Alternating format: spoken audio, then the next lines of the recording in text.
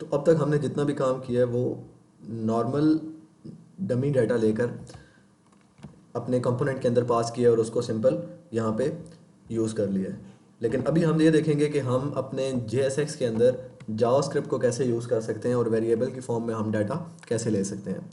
तो for example मेरे पास ये जो फर्स्ट नेम है जिसके अंदर मैंने कहा हुआ है ABC, ये पूरी मेरे पास एक H2 का टैग है और उसके अंदर ये मैंने एज इट इज़ प्रिंट कर लिया है। तो अब यहाँ पे वेरिएबल यूज़ करने के लिए अगर पहले मैं आपको नॉर्मल जावास्क्रिप्ट यूज़ करके दिखाऊँ, अगर मैं यहाँ पे लिखूँ 2+2, तो अभी अगर मैं इसको सेव करके और इसको रन करूँ तो ये मेरे पास 2+2 प्रिंट हो रहा है। मतलब ये एज अ HTML काम कर रहा है, एज अ जावास्क्रिप्ट काम नहीं कर रहा। मतलब अगर जावास्क्रिप्ट काम करता तो उसको यहाँ पे 4 आना चाहिए था।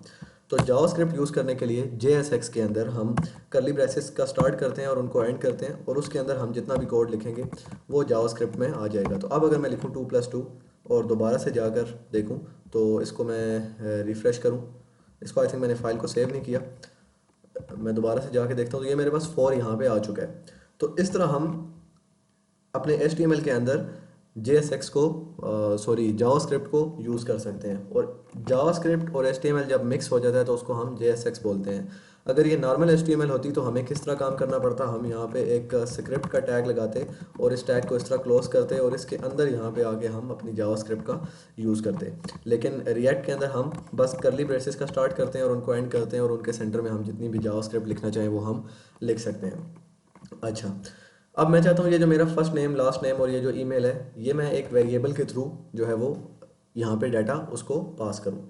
तो इसी फंक्शन के अंदर फॉर एग्जांपल मैं एक वेरिएबल क्रिएट कर लेता हूँ, let F name equal to, मैं उसको कोई भी नाम दे देता हूँ ABC। ठीक है, अब मैं चाहता हूँ ये जो मेरा एफ नेम है जिसके अंदर ABC मैंने स्टोर कर दिया है वो मैं यहाँ पे जो है इसको असाइन कर दूँ। तो सिंपल करली ब्रेसेस के अंदर मैंने आकर लिख देना है एफ नेम। तो अब अगर मैं इसको सेव करके दोबारा देखूँ तो मेरे पास ABC यहाँ पे आउटपुट में आ चुका है। लेकिन अब मान लीजिए कि हमारे पास मल्टीपल डाटा है, मतलब फर्स्ट नेम के बाद एक और फर्स्ट नेम है, किसी और यूज़र का डाटा है, मतलब बहुत ज़्यादा यूज़र्स हैं और हर यूज़र का अलग अलग फर्स्ट नेम होगा, अलग अलग लास्ट नेम होगा, हर यूज़र का ईमेल अलग होगी। तो उस तरह तो करने के लिए हमें बार बार इसको फॉर एग्ज़ाम्पल एक और है लेट एफ नेम 1 का नाम देना पड़ेगा, उसके अंदर हमें किसी और का नाम लिखना पड़ेगा और उसको फिर यहाँ पे H2 के बाद या इस डिव के बाद यहाँ पे इस जगह हमने दोबारा से उसको यूज़ करना पड़ेगा। तो ये तो फिर हमें रिएक्ट का कोई फ़ायदा ना हुआ, क्योंकि रिएक्ट के अंदर हम एक ही कंपोनेंट को एक बार कोड करके उसको रीयूज़ करते हैं, जैसे मैंने शुरू में बताया था फर्स्ट ट्यूटोरियल में। तो अब हमें इस चीज़ को, ये कोड बस इतना सही रहेगा, लेकिन इसको हम बार बार रीयूज़ कर सकेंगे। मतलब हम ये जो लास्ट नेम है, ये ईमेल है, बजाय इसके कि हम इनको दोबारा से लिखें, हम ऐसा एक तरीका डिफ़ाइन करेंगे जिसकी मदद से इनकी वैल्यूज़, फर्स्ट नेम की वैल्यू चेंज होती रहेगी, लास्ट नेम की वैल्यू चेंज होती रहेगी, इसी तरह ईमेल की वैल्यू भी हम चेंज करते रहेंगे। तो ये काम हम करते हैं किसकी मदद से? प्रॉप्स की मदद से। जावास्क्रिप्ट में एक कॉन्सेप्ट है प्रॉप्स के नाम का, अब हम वो देखने वाले हैं।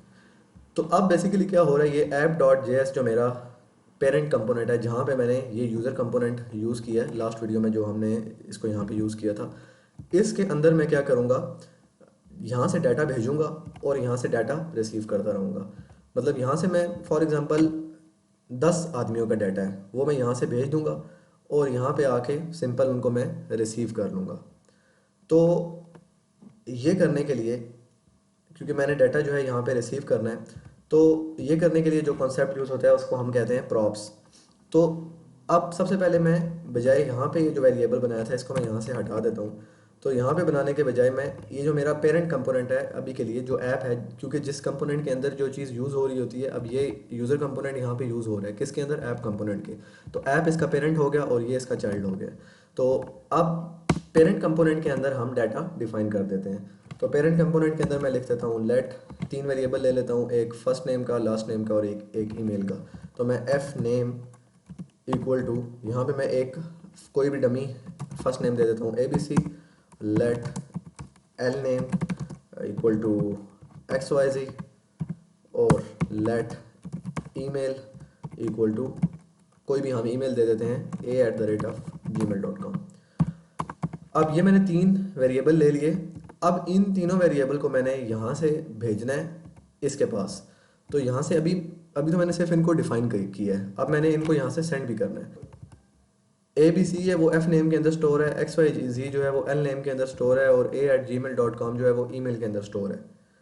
तो बारी बारी हमें इन तीनों को भेजना है, तो हम ये यूज़र कंपोनेंट यहाँ पे यूज़ हुआ है, तो यहाँ पे हम इन तीनों को भेज देंगे। तो मैं क्या करूँगा, मैं सबसे पहले एक वेरिएबल लेता हूँ खुद से, जो कि आगे मैं यूज़ करूँगा, उसका नाम मैं रख लेता हूँ, लेट से मैं एफ नेम ही नाम रख लेता हूँ। एफ नेम उसका नाम रखा, और उसके अंदर मैंने इस वाले को पास कर देना है। ये नाम आप कोई भी रख सकते हैं, जो ये वाला नाम है जो रेड कलर में है। और उसके अंदर आपको पता है हम JSX के अंदर जावास्क्रिप्ट कैसे यूज़ करते हैं, मैं करली ब्रेसेस का यूज़ करूँगा, और इनके अंदर इस एफ नेम को मैंने पास कर दिया है। उसके बाद दोबारा मैंने एल नेम का यूज़ करना है, तो मैं यहाँ पे एक और वेरिएबल यूज़ करूँगा एल नेम और इक्वल टू, और उसके अंदर ये मैं एल नेम को पास कर दूँगा। ये ख्याल रहे कि जो जावास्क्रिप्ट का आपने पास करना है वो करली ब्रेसेस के अंदर ही करना है। अगर आप करली ब्रेसेस का यूज़ नहीं करेंगे तो वो एरर देगा। और उसके बाद ये ईमेल पास करनी है, तो मैं एक और वेरिएबल बना लेता हूँ ईमेल नाम का, और उसके अंदर मैं ये ईमेल जो है वो पास कर देता हूँ। अब ये जो मेरे पास रेड कलर के हैं, इनके स्पेलिंग आप चेंज भी कर सकते हैं, ये मतलब लास्ट नेम भी लिख सकते हैं। ये ज़रूरी नहीं है कि जो इसके स्पेलिंग है वही इसके भी होने चाहिए, ये डिफरेंट भी हो सकते हैं।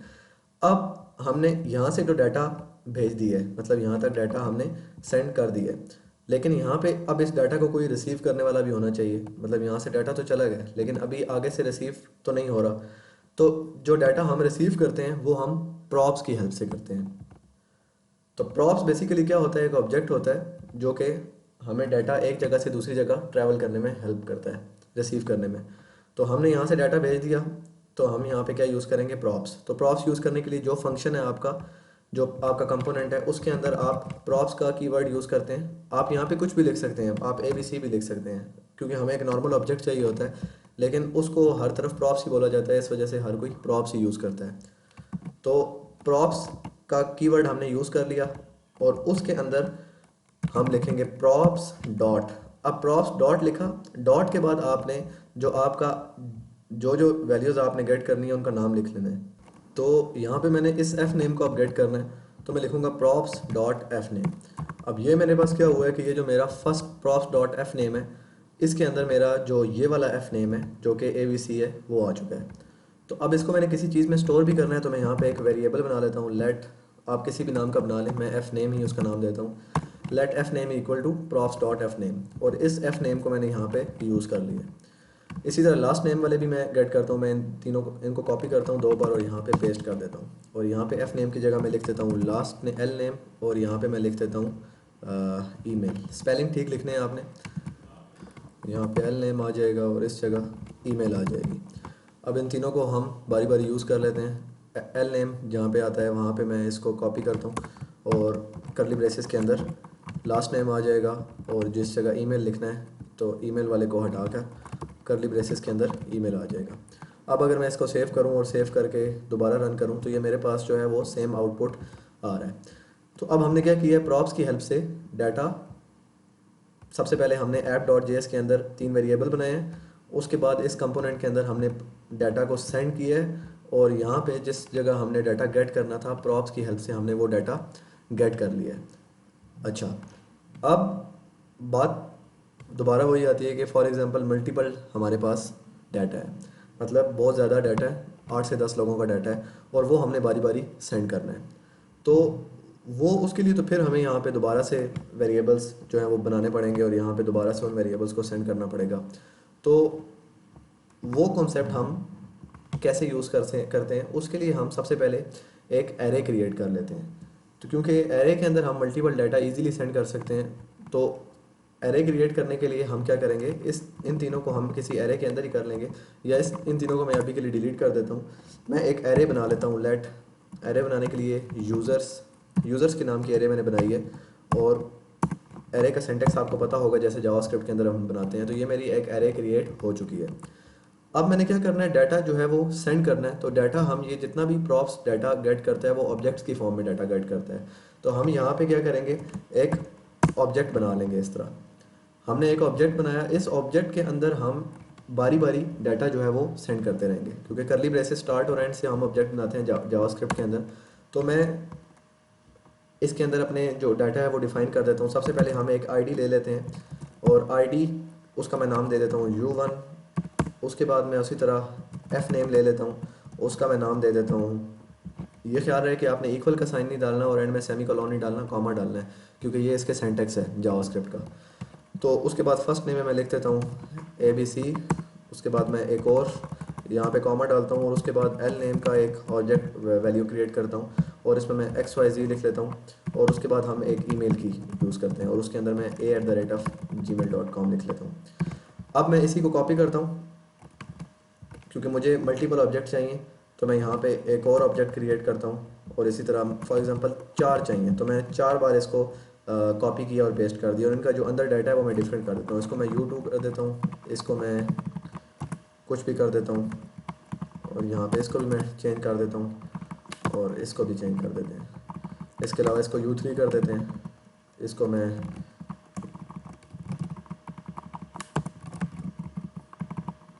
U4,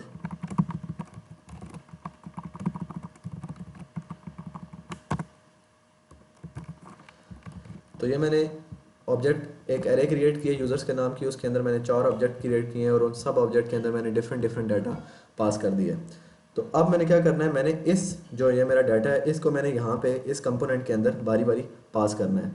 तो वो मैं कैसे पास करूँगा, तो बजाय मैं अब ये एफ नेम और इक्वल टू एफ नेम करने के, तो उसका आसान तरीका है, जैसे ये एफ नेम का वेरिएबल यूज़ किया उसके अंदर मैं बजाय इस तरह एफ नेम लिखने के, मैं ये जो मेरा यूज़र्स के नाम की मैंने एरे क्रिएट की है, मैं ये लिखूंगा। तो मैं कैसे लिखूंगा, मैं यहाँ पे लिखूंगा यूज़र्स और उसके बाद उसका मैं इंडेक्स लिख लूँगा। तो ज़ीरो इंडेक्स, क्योंकि एरे का जो इंडेक्स है वो ज़ीरो से स्टार्ट होता है, तो ज़ीरो इंडेक्स पे ये पड़ा हुआ है पहला ऑब्जेक्ट और उसके बाद फर्स्ट इंडेक्स पे ये पड़ा हुआ है, सेकंड इंडेक्स पे ये पड़ा हुआ है और थर्ड इंडेक्स पे U4 वाली आईडी जो है वो पड़ी हुई है। तो टोटल हमारे पास 4 इंडेक्स हैं, लेकिन उनके जो नंबर हैं वो 3 तक हैं क्योंकि एरे का इंडेक्स 0 से स्टार्ट होता है। तो मैं यहाँ पे लिखूंगा यूज़र्स आगे 0, मतलब उसके जो 0 इंडेक्स वाला डाटा है वो गेट करो और डॉट डॉट क्या गेट करो, उसके अंदर जो 0 इंडेक्स के अंदर जो एफ नेम पड़ा हुआ है वो गेट कर लो। तो मैं उसको इसी तरह कॉपी करूँगा, डॉट यहाँ पे एफ नेम को पास कर दूंगा। इसी तरह यहाँ पे मैं दोबारा इस एल नेम को यहाँ से हटा दूंगा और मैं लिखूंगा यूज़र्स एरे, उसका 0 इंडेक्स और डॉट एफ नेम की जगह लास्ट नेम। इसी तरह इस जगह भी यूज़र्स की एरे, उसका 0 का इंडेक्स और डॉट ईमेल। तो मैंने क्या किया, मैंने 0 इंडेक्स पे जितने जितने आइटम पड़े हुए थे उन सबको मैंने गेट कर लिया। अभी भी अगर मैं इसको यहाँ पे सेव करूँ और सेव करके रन करूँ तो ये मेरे पास एक एरर दे रहा है। अच्छा ठीक है, जो मैंने अपनी ऑब्जेक्ट बनाया, ऑब्जेक्ट बनाने के बाद इस जगह मैंने कॉमा यूज़ करना था, तो ये मैंने कॉमा यूज़ नहीं किया क्योंकि नेक्स्ट ऑब्जेक्ट के आने से पहले हमें कॉमा को यूज़ करना पड़ता है। तो अब अगर मैं सेव करूँ और सेव करके रन करूँ तो ये मेरे पास सेम आउटपुट आ रहा है, जो 0 इंडेक्स के सारी वैल्यूज़ थी वो मैंने गेट कर ली है। तो अब हमें बाकी इंडेक्स की वैल्यूज़ भी गेट करनी है, मतलब ये वाली तो हमने गेट कर ली है। तो बाकी इंडेक्स की गेट करने के लिए सिर्फ हमें उनका नेम चेंज करना पड़ेगा, 0 की जगह 1 2 3 यूज़ करना पड़ेगा। तो मैं इसी कंपोनेंट को कॉपी करता हूँ और इस डिफ के अंदर मैं 4 बार पेस्ट कर देता हूँ। तो मैं 0 की जगह यहाँ पे 1 कर देता हूँ, इधर भी 1 कर देता हूँ और इधर भी 1 कर देता हूँ, यहाँ पे मैं 2 कर देता हूँ। अब ये मैं सेकंड इंडेक्स गेट कर रहा हूँ और यहाँ पे मैं 3 कर देता हूँ, तो थर्ड इंडेक्स का फर्स्ट नेम लास्ट नेम और ईमेल है, यहाँ से मैं वो गेट कर लूँगा।